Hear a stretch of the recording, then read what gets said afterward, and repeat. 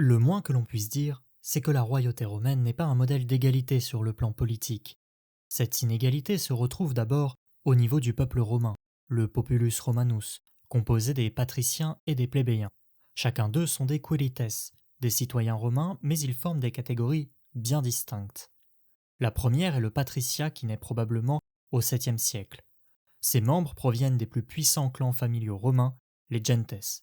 Une gens est dirigée par un pater et se compose de plusieurs familles qui revendiquent un ancêtre commun et parfois prestigieux, souvent les patres que Romulus avait réunis en conseil au moment de la fondation de Rome.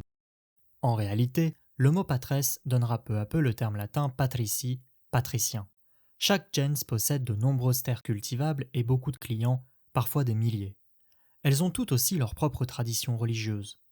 Par leur lignée, leur puissance, leur richesse et leurs prérogatives religieuses, notamment la prise d'hospice, les patriciens prétendent jouir d'une légitimité traditionnelle à détenir à titre héréditaire certaines magistratures et certains sacerdoces.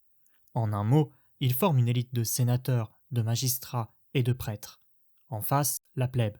Les plébéiens sont exclus du patriciat et de leurs clients. Ils sont de petits propriétaires privés, des artisans ou des commerçants. Ils n'ont pour l'heure aucune place dans les rouages du pouvoir. Durant la royauté, le patriciat joue un rôle plus ou moins important en fonction des souverains. La plèbe, aucun. En réalité, les rois étrusques vont accentuer cette disparité. Depuis Romulus, le Sénat, composé de patriciens issus de gentes, conseille le roi. Les comices curiates, réunissant en 30 curies des membres de gentes, votent eux les lois, dites curiates, les leges curiatae. En gros, le patriciat conseille et vote plus ou moins les lois. En 616 avant notre ère, les rois étrusques changent complètement la donne. Leur règne est beaucoup plus tyrannique, ils s'autoproclament rois, recourent moins au Sénat et utilisent les comices curiates comme simple assemblée d'enregistrement. Même la prise d'hospice approuvant l'imperium, la souveraineté civile et militaire, ne semble pas respectée ou est effectuée simplement après le couronnement. C'est alors que le second roi étrusque, Servius Tullus, entreprend une réforme pour transformer l'organisation militaire et politique de la ville. Cette transformation, qu'on appelle la réforme servienne, est particulièrement favorable aux citoyens les plus riches.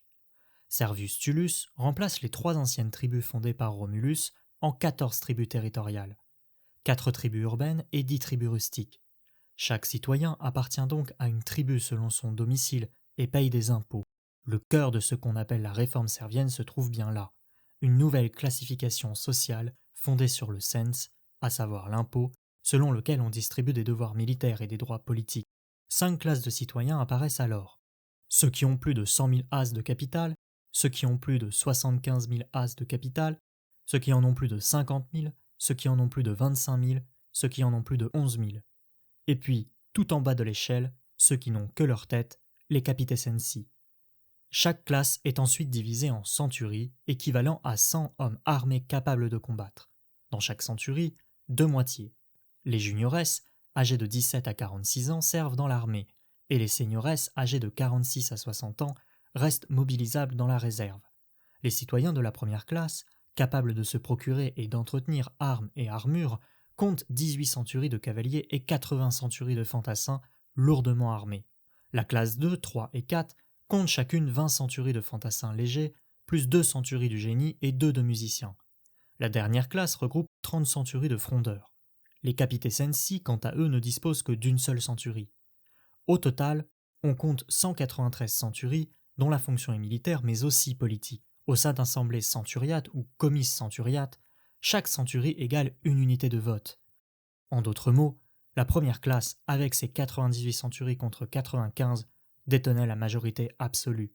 Les pouvoirs de ces assemblées restent limités car les centuries ont avant tout une fonction militaire, mais les décisions reviennent donc, en théorie, aux citoyens les plus riches et capables de combattre. Alors, à Rome, la politique durant la royauté est-elle fondée sur l'argent?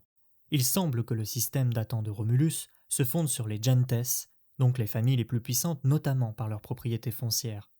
Le système centuriate de la réforme servienne repose lui sur la richesse et sur l'âge. Par ailleurs, le patriciat se réserve les grandes magistratures et prêtrises de manière héréditaire. La plèbe, autrement dit le reste du peuple, peine donc à exister. Pourtant, en 509 avant notre ère, elle soutient le patriciat lorsqu'il décide de chasser de la ville les rois étrusques. La République, la res publica, est alors proclamé et la gestion de l'État passe exclusivement entre les mains des patriciens. Le roi est remplacé par un praetor maximus, un magistrat suprême bientôt nommé consul, accompagné d'autres magistrats supérieurs dotés de l'imperium et du droit d'hospice. Finalement, la royauté jette les bases d'un modèle politique, une société aristocratique où le roi partage plus ou moins le pouvoir avec les gentes, puis avec les plus riches citoyens capables de combattre.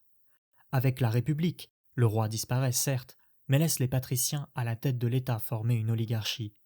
Un premier modèle bientôt remis en cause par la plèbe, prête à exister et faire désormais valoir ses droits.